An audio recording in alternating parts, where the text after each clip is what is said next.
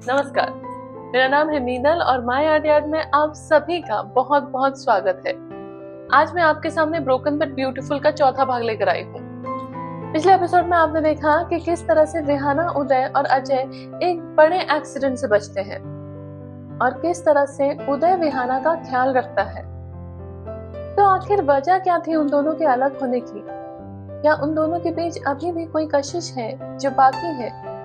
और अगर अभी भी उन दोनों के बीच प्यार है तो आखिर ऐसी क्या वजह है जो विहाना को रोक रही है उदय के पास जाने के लिए?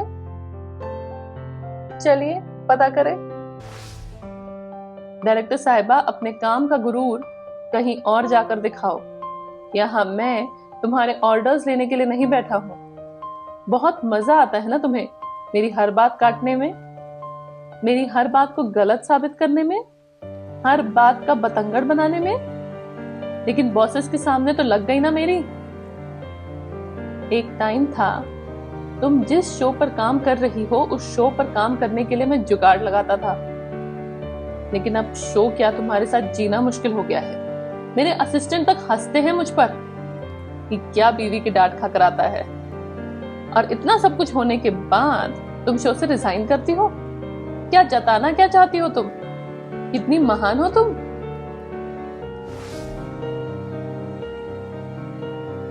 यादों के झरोखे जब भी खुलते हैं तो जरूरी नहीं कि किसी मीठी याद की खुशबू ही लेकर आए। कभी कभी ये कड़वे याद का स्वाद भी छोड़ जाती है, जिससे कई बार कितना ही भुलाना चाहे लेकिन इंसान भूल नहीं पाता है। ऐसी ही एक कड़वी याद विहाना के आंखों के सामने भी आ गई। ये साल भर पहले उस दिन की बात है जब विहाना की प्रेगनेंसी न्यूज कंफर्म हुई थी। विहाना बहुत खुश थी और उसने सोचा था कि बीते सभी गिले शिकवे भुलाकर उदय के साथ एक नई शुरुआत करेगी, इस रिश्ते को एक नए सिरे से संवारेगी। डॉक्टर ने कहा था कि पहले 3 महीने इस प्रेगनेंसी के लिए काफी क्रूशियल है, तो उसे स्ट्रेस, चाहे वो फिजिकल हो या मेंटल, दूर रहना चाहिए। तो यही सोचकर विहाना ने अपने ऑनगोइंग प्रोजेक्ट से रिजाइन कर दिया था। लेकिन रिजाइन करने के बाद सुनकर उदय ने कुछ इस तरह से रिएक्ट किया था। उदय की कड़वी बातें सुनकर उस दिन विहाना प्रेगनेंसी की बात उसे बता नहीं पाई। उन दोनों के बीच की कड़वाहट, आए दिन होने वाले झगड़े और प्रोफेशनल लाइफ का पर्सनल लाइफ पर इस तरह से हावी होने की एक बहुत बड़ी कीमत चुकानी पड़ी विहाना को। न सिर्फ ये रिश्ता टूटा बल्कि उसका अजन्मा बच्चा भी बच नहीं पाया। विहाना को इस सदमे से उभरने में काफी वक्त लगा। उदय को दिल से निकालना मुश्किल था, लेकिन उसे माफ करना उससे भी ज्यादा मुश्किल लग रहा था उसे। इन्हीं सब कड़वी यादों ने विहाना का तकिया भिगो दिया था और शायद दवाई के असर से विहाना को कब नींद लग गई उसे पता नहीं चला। अगले दिन 5:45 बजे विहाना रिसेप्शन पर पहुंची तो देखा अजय और उदय दोनों ही विहाना का इंतजार कर रहे थे और जल्द ही तीनों बीकानेर के लिए निकले। देखते ही देखते रेकी ये ट्रिप समाप्त हुई। सभी लोग वापस आए। लगभग 2 बजे तक विहाना घर पहुंची। 10 दिन का ट्रैवल, काम, एक्सीडेंट और जज्बातों से झलकती इस ट्रिप ने थकान सिर्फ ऊपरी नहीं थी बल्कि अंदरूनी भी थी। विहाना ने दरवाजा खोला, सामान रखा, हाथ पैर धोए, फ्रेश हुई और सो गई। चाहे रिसोर्ट्स और होटल कितने ही आरामदायक क्यों न हो, लेकिन घर के बेड पर सोने का सुकून ही कुछ और होता है ना? शाम को 7 बजे डोरबेल बजी। आधी नींद में आंखें मलते हुए विहाना ने दरवाजा खोला तो देखा सामने ऋषि खड़ा था। हे विहाना, वेलकम बैक, कैसी हो? कहते हुए ऋषि ने अपनेपन से विहाना को गले लगाया। डेड टायर्ड यार, what a tiring and draining trip यार, विहाना ने जवाब दिया। आई नो तुम बहुत थक गई होगी, इसीलिए मैं तुम्हारे लिए तुम्हारे फेवरेट चाइनीज रेस्टोरेंट से खाना पैक करके लाया हूँ। दोनों साथ में खाएंगे। तुम जाओ, फ्रेश होकर आओ, तब तक मैं खाना सर्व करता हूँ। खाते खाते दोनों बातें करेंगे। ऋषि किचन में गया और खाना परोसने लगा। रिहाना फ्रेश होने बाथरूम गई। बाहर आई तो देखा लिविंग रूम में सेंटेड कैंडल्स लगी हुई थी, खाना सर्व हो चुका था और रेड वाइन के 2 ग्लासेस थे। Oh wow Rishi, that's so sweet, Rihanna ने देखते ही कहा। I want you to spend some relaxing time with me, Rishi ने कहा। Thank you so much, Rihanna ने कहा। बैठो और बताओ ट्रिप कैसी थी। Are you all right? I know तुम्हारे लिए आसान नहीं था ये सब, और उस पर से ये एक्सीडेंट, ऋषि ने कहा। हाँ ऋषि, सच कहा तुमने, आसान नहीं था मेरे लिए। ऑनेस्टली मैं इतने जल्दी उदय के साथ दोबारा काम करने के लिए बिल्कुल तैयार नहीं थी। I haven't healed completely, Rihana ने कहा।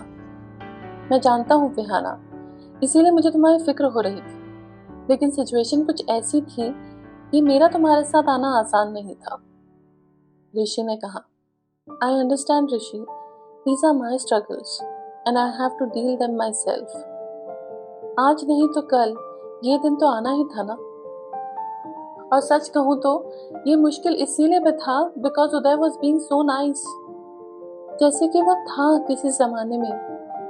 But now I am trying to unlove him and he's making it very difficult. He wants to win me back when I have decided otherwise. उन 8 महीनों में मैंने बहुत इंतजार किया उसके फोन का, उसके टेक्स्ट का। मैं मानती हूँ कि डिवोर्स की बात मैंने चलाई थी, लेकिन चाहती थी कि वो मना कर दे, चाहती थी कि वो मुझे रोक ले, लेकिन उसने ऐसा कुछ नहीं किया।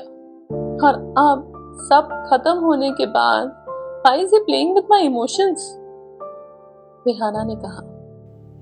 रिहाना प्लीज शांत हो जाओ। रिहाना प्लीज शांत हो जाओ। हो सकता है कि तुम्हारे जाने के बाद उसे अपनी गलती का एहसास हुआ हो। कई बार किसी के दूर जाने के बाद हमें उनकी अहमियत समझ में आती है, और अगर तुम्हें थोड़ी सी भी उम्मीद इस रिश्ते में नजर आ रही है तो इसे मौका देने के बारे में जरूर सोचना, ऋषि ने कहा। कितना आसान है तुम्हारे लिए ये कहना कि रिश्ते को मौका दो। तुम्हें नहीं पता what I have been through. अगर ऐसा होता ना तो आकर कहता ना ये बात, कहता मुझसे साफ साफ कि रिहाना मैं इस रिश्ते को एक मौका देना चाहता हूँ, लेकिन उसके ईगो ने उसे ये बात कभी एडमिट करने ही नहीं दी। और सच कहूं तो अब किसी के भी प्यार भरे बिहेवियर पर ना यकीन नहीं कर पाऊंगी मैं, क्योंकि फॉरएवर एंड ऑलवेज वाला प्यार ना शायद एग्जिस्ट ही नहीं करता है। प्यार के वो गुलाबी दिन ना ऐसे एक याद बन के रह जाते हैं, और असलियत में प्यार फेड हो जाता है। बाद में रह जाता है तो सिर्फ कंपेनियनशिप। अगर आपकी आपसी समझ, एक दूसरे पर यकीन और compatibility is in place, you will sail through.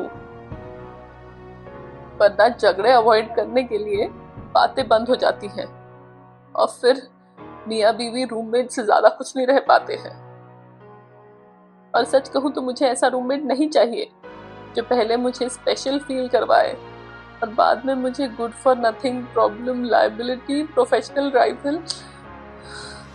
बस, I can't take this anymore. I am done with love, marriage, everything.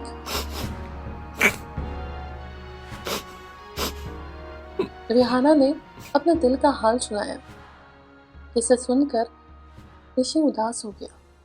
यार, ऐसा मत कहो। You deserve all the love in the world, and you will find a forever and always kind of love. नहीं ऋषि, अपने खुशियों की चाबी अब मुझे किसी और को नहीं देनी है, रिहाना ने कहा। देनी भी नहीं चाहिए। मुझे नहीं लगता कि हमें अपनी खुशियों की चाबी किसी को भी देनी चाहिए, ना ही किसी चीज को, ना ही किसी इंसान को। जब मैं ये कार खरीद लूंगा तो मैं बहुत खुश होऊंगा, जब मेरा प्रमोशन हो जाएगा तो मैं बहुत खुश होऊंगा, वो इंसान मुझसे प्यार करने लगेगा तो मैं बहुत खुश होऊंगा। हमें खुशियों पर कंडीशंस क्यों डालने चाहिए? कोई भी इंसान आपको हमेशा खुशी नहीं दे सकता, ये उम्मीद ही गलत है। लेकिन प्यार की उम्मीद लगाना गलत नहीं है, और उसके लिए तुम्हें खुद से दोबारा प्यार करना होगा विहाना। खुद पर दोबारा यकीन करना होगा, खुद के लिए खुश रहना होगा। मैं ये नहीं कहता हूँ कि आज ही किसी नए रिश्ते में बंध जाओ, लेकिन तुम खुद के साथ खुश रहना दोबारा सीख लो।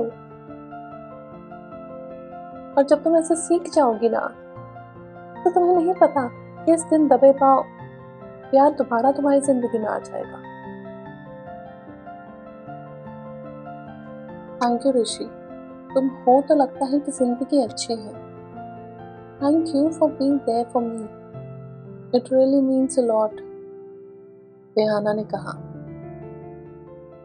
अगले कुछ ही दिनों में शो का फाइनल शूट शुरू होने वाला था। शूट की तैयारियां जोरों शोरों से चल रही थी। एक दिन विहाना सागरिका के साथ बैठकर अपने केबिन में कुछ काम कर रही थी। तभी ऋषि केबिन में आया और उसने कहा, विहाना, अभी क्लाइंट्स का फोन आया था, they want to meet us, meeting is scheduled post lunch, हमें निकलना होगा 1-1.5 घंटे में। बिना जवाब का इंतजार किए ऋषि निकल गया। विहाना ऋषि के पीछे भागी और उसने कहा, ऋषि सुनो तो। ऋषि रुका और पलटा। जल्दी बोलो, वहां जाने से पहले मेरी एक पिच भी है।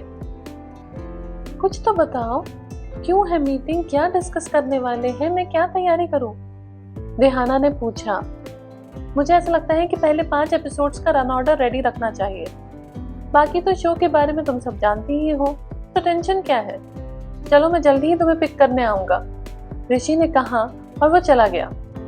जैसा तय हुआ था, दोनों क्लाइंट मीटिंग के लिए निकले।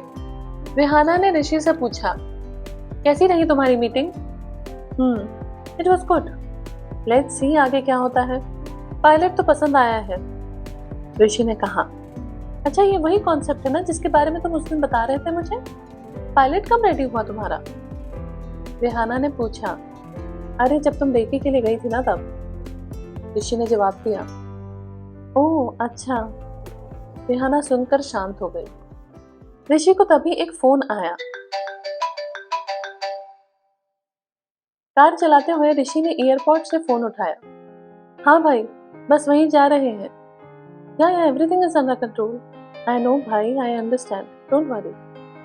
मैं भी तो हूं ना, अगर कुछ गड़बड़ हुई तो मैं मैनेज कर लूंगा। हाँ, I will keep you posted, कहकर ऋषि ने फोन रख दिया। क्या हुआ ऋषि, क्या बात है? ऋषभ मुझे लेकर कंसर्न है क्या? विहाना ने पूछा। विहाना तुम क्यों स्ट्रेस ले रही हो? अरे ऐसा कुछ नहीं है। ओ भाई मुंबई में नहीं है ना, इसीलिए। तुम्हें तो पता है कि वो कितने पर्टिकुलर है काम के मामले में, ऋषि ने बताया। आर यू श्योर ना ऋषि, तुम कुछ छुपा नहीं रहे हो ना मुझसे? ओफो विहाना, मीटिंग के बारे में सोचो। तुमने प्रेजेंटेशन बना दिया है पहले 5 एपिसोड्स का? हाँ बनाया तो है, मैं सोच रही थी कि तुम प्रेजेंट कर दोगे क्या? विहाना क्या बोल रही हो तुम? प्रेजेंटेशन तुमने बनाया है, तुम रेकी पर गई थी, इट्स योर बेबी, तुम्हारी जिम्मेदारी है। I don't understand what's bothering you, Rishi ने कहा। It's been long time Rishi, but last time तुम्हें पता नहीं है क्या हुआ था मेरे डिवोर्स के जस्ट पहले। तो क्या छुपा रहा है ऋषि विहाना से? क्यों स्ट्रेस्ड है विहाना मीटिंग को लेकर? जानने के लिए बने रहिए मीनल्स आर्ट यार्ड के साथ। और अगर आपको ये एपिसोड पसंद आया है, आने वाले एपिसोड्स देखना चाहते हैं, तो प्लीज मीनल्स आर्ट यार्ड को सब्सक्राइब जरूर कीजिएगा। तो अगली बार फिर मिलूंगी मैं ब्रोकन एंड ब्यूटीफुल के अगले भाग को लेकर। तब तक के लिए विदा लेना चाहती हूँ। धन्यवाद, फिर मिलेंगे।